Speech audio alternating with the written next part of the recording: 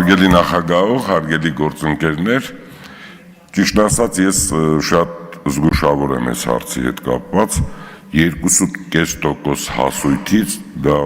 ֆանտաստիկ բարձր գումար է, սա կարող է տեղիք տա այլ նպատակով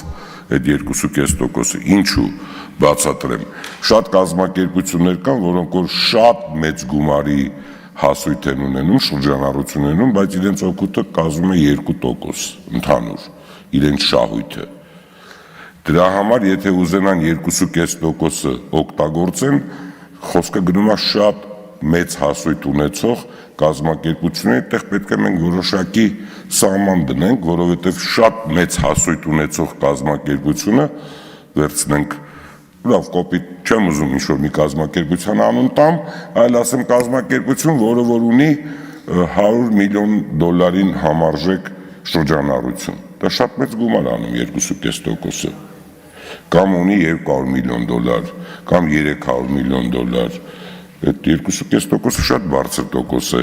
որովհետև խոսքը գնում է հասույթի մասին,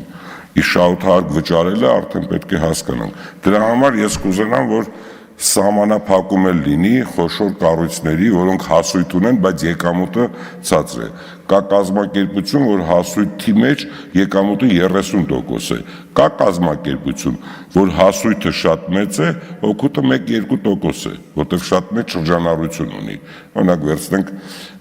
թանկարժեք ոսկին, մնացած այլ կազմակերպություններ, դրա համար ես այստեղ մի քիչ ուզում եմ, որ սահմանափակում լինի, որպեսզի հետո տեղիք չտա նորից բերենք, օրենքը փոխենք, եթե հնարավոր է առաջինից երկրորդ ընթերցմամբ որոշակի զգուշություն ցուցաբերենք, շնորհակալություն։